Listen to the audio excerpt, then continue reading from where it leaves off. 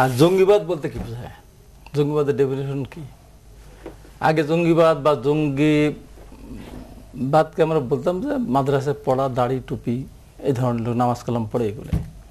এখন কি দেখছি জঙ্গিবাদের ব্যাখ্যা যদি আমি এইভাবে দিই, তাকেই জঙ্গিবাদ বলবো যে যারা মানুষের মতামতের তোয়াক্কা না করে অস্ত্র দিয়ে জোর করে তাদের মতবাদ প্রতিষ্ঠা করতে চায়, জোর করে তাদের মনের ভিতরে যে তাদের আকাঙ্ক্ষাটা আছে সেটা তারা বাস্তবায়ন করতে চায়। এবং সোজা কথা বললে অবৈধ অস্ত্র ব্যবহারকারী যারা, তাদেরকে জঙ্গি বলতে হবে এখনকার যে ডেফিনেশন আসতেছে। তাতে যদি হয় তাহলে আপনি আসেন বর্তমান পরিস্থিতিতে এই সরকার হলো সবচেয়ে বড় জঙ্গিবাদ। কারণ এই সরকারের সাথে আছে জাসদ। এই জাসদ কিন্তু বন্দুকের নলি ক্ষমতার উৎস, গন্ধ তারা বিশ্বাস করতো না তাদের রাজনীতি শুরুতে। এই সরকারের সাথে রাহাত খানের ওয়ার্কার্স পার্টি, তারা কিন্তু গন্ধ বিশ্বাস করতো, তারা বন্দুকের নলি ক্ষমতার উৎস। কিন্তু এখন যদি তারা বিশ্বাস, আমি বলি এই জাতীয় পার্টি এটা আরো জঙ্গিবাদ, বন্দুকের নলের মাধ্যমে নির্বাচিত সরকার ক্ষমতা থেকে উচ্ছেদ করে আসছে। আর আওয়ামী লীগ 5ই জানুয়ারি নির্বাচন তো একটা টোটালি জনগণ ছাড়া অস্ত্রর দিয়ে মানে প্রশাসনকে ব্যবহার করে নীতি নৈতিকতাকে পদদলিত করে তার কাছে ক্ষমতা, তার এটা বড় জঙ্গিবাদ। এখন এই জঙ্গিবাদ এখন বর্তমান জঙ্গিবাদের সাথে এই প্রসঙ্গগুলোর সম্পর্ক যেগুলো আমি বলি, এটা বলি এই কারণে এরা যারা এখন যারা করতেছে, এদের ধরেন দাড়ি নাই, টুপি নাই, মাদ্রাসার ছাত্র না, এরা ইংলিশ মিডিয়ামের ছাত্র, বেসরকারি বিশ্ববিদ্যালয়ের ছাত্র, দু একজন তো আছে পাবলিক বিশ্ববিদ্যালয়ের। আপনি একটু খেয়াল রাখেন যে আপনার বক্তব্য তো কোনো জঙ্গিবাদের পক্ষে না। আমি জঙ্গিবাদ কথা অবশ্যই না, জঙ্গিবাদকে নির্মূল করতে হবে। জঙ্গিবাদকে নির্মূল করতে হলে আসল জায়গায় যেতে হবে, যেটা আমি বহুবার বলেছি, আসল জায়গায় যেতে হবে। আসল জায়গায় যেতে হলে পরে এখন জামাত এবং বিএনপি, জামাতকে আপনি যদি আওয়ামী লীগকে জঙ্গিবাদ বলেন তাহলে আপনি আসল জায়গায় যাবেন। আমি আসল জায়গায় যাওয়ার কথা এই জন্য বলি, আওয়ামী লীগকে ওই জন্য স্মরণ করে দিলাম। স্মরণ করতেছে এই কারণে যে জামাত স্বাধীনতা বিরুদ্ধে যুদ্ধের সময় জামাতের ভূমিকা নিয়ে আপনি 100 বার কথা বলেন, তাতে আমি কোনো বাধা দেবো না, আপত্তি করবো না। কিন্তু এখন যে তারপর আপনি খাতে রাখবেন না, এখন যে জঙ্গি, এই জঙ্গি টোটালি যতক্ষণ পর্যন্ত শিবির, যতক্ষণ জামাত, ততক্ষণ পর্যন্ত সে জঙ্গি না, ততক্ষণ পর্যন্ত সে বেনামাজি না।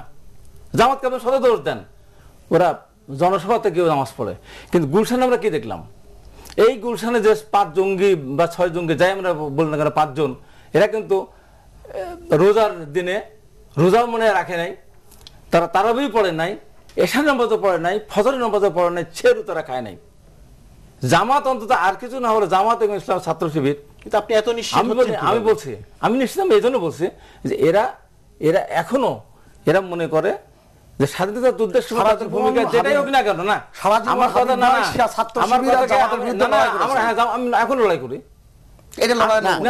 আমি বলি আপনি ছাত্র শিবির নামাজ পড়ে, ছাত্র শিবির ভালো, আপনি এই সার্টিফিকেট কিসের ভিত্তিতে দিচ্ছেন? ভালোর কথা বলতেছি না, আমি বলতেছি তারা প্রকাশ্য ময়দানে, তারা জনসভার মধ্যেও তারা আলাদাভাবে নামাজ পড়ার চেষ্টা করে। কি প্রমাণ? কিন্তু শিবির তো ছাত্র এক, আমার শিবির, ছাত্রদল, ছাত্রলীগ, অন্যান্য সংগঠনের নেতা কর্মীদের পায়ের রক কেটেছে, হাতের রক কেটেছে, জঙ্গিবাদের সূচনা সেখান থেকেই। তো তাহলে আচ্ছা ঠিক আছে, জঙ্গিবাদের ডেফিনেশন তো এটাই বললাম। না আপনি বলছেন তাই নামাজ পড়ে, তো নামাজ পড়লে এই কাজ করতে পারেন না।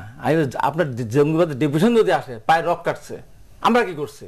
72 থেকে 75 সাল পর্যন্ত আমরা কি বন্দুকের গুলি দিয়ে মানুষ হত্যা করে নাই? ছাত্রলীগকে হত্যা করে নাই? আলোচনার পরিধিটা যদি এত বিস্তৃত হয় তাহলে আমরা কোন কনক্লুশন আসতে পারবো? আমি কনক্লুশনের ভিতরে আসতে চাই। এখন আমি বলতে চাই, আপনার কাছ থেকে আমার জানার উদ্দেশ্যে এই প্রশ্নটা পরিষ্কার করা দরকার। আপনি বলছেন জামাত নামাজ পড়ে, শিবির নামাজ পড়ে, আবার শিবির রগও কাটে, আবার শিবির রগও কাটে, তো শিবির জঙ্গি হতে পারে না? শিবির যতক্ষণ পর্যন্ত শিবির ততক্ষণ এই জঙ্গি সে না।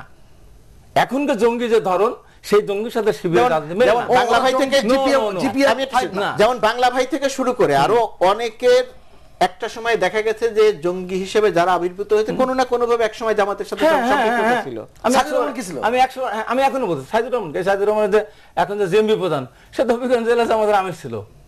যতক্ষণ মতো সে জামাত করে ততক্ষণ পর্যন্ত সে জঙ্গি না। যতক্ষণ জামাত মানে এটা আপনি নিশ্চিত?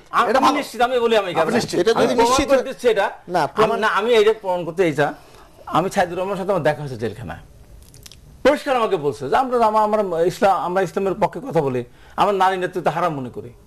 যখন জামাত ইসলাম বিএনপির সাথে ঐক্য করে মন্ত্রিত্ব নিয়ে যখন গেল, তখন আমরা সেখান থেকে আমরা সরে আসছে এবং তারা সেইভাবে গিয়ে তারা এদেরকে আপনি ঠিক এতটাই আদর্শবান মনে করছেন? না কাদের? ওদেরকে, জামাতকে? না আমি জামাতকে বা ওই যে সাইদুর রহমানকে ঠিক এতটাই আদর্শবান মনে করছেন? আদর্শবান বলছি না তো, আমি বলছি ওরা জামাত তাদের রেফারেন্স দেওয়া মানেই তো তাই। বলছে মানে কি তারা আরেক ডিগ্রি আগায় গিয়ে তারা খেলাফত প্রতিষ্ঠা করতে চায়, তারা অস্ত্রের মাধ্যমে তারা খেলাফত না, আপনি এদেরকে অনেক আদর্শবান মনে করছেন? আদর্শবান মনে করতেছে না তো। তারা নামাজ পড়ে, তারা আপনাকে বললো যে তারা জামাত থেকে বের হয়ে আসছে। হ্যাঁ, তারা মানে সে যেটা বলছে সেটাই সত্যি। না, সেটা সত্য না, সেটা বাস্তবে দেখছি তো তাই। তারা তো পরিষ্কার বলছে যে আমি আবার আসবো আপনার কাছে সময় থাকলে। আমার ক্লিয়ার করতে যে মাগুরা দেশে মারা গেল, সে কি বললো? আমি তো খেলাফত প্রতিষ্ঠা করতে চাই।